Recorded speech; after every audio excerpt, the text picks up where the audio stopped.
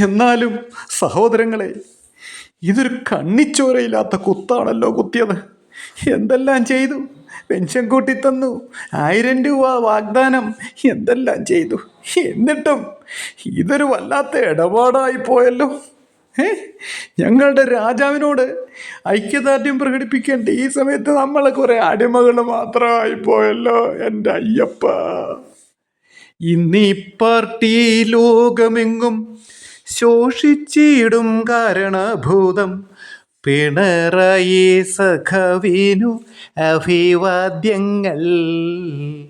ഇന്നീ പാർട്ടി ലോകമെങ്ങും ശോഷിച്ചിടും കാരണഭൂതൻ പിണറായി സഖാവിനു അഭിവാദ്യങ്ങൾ.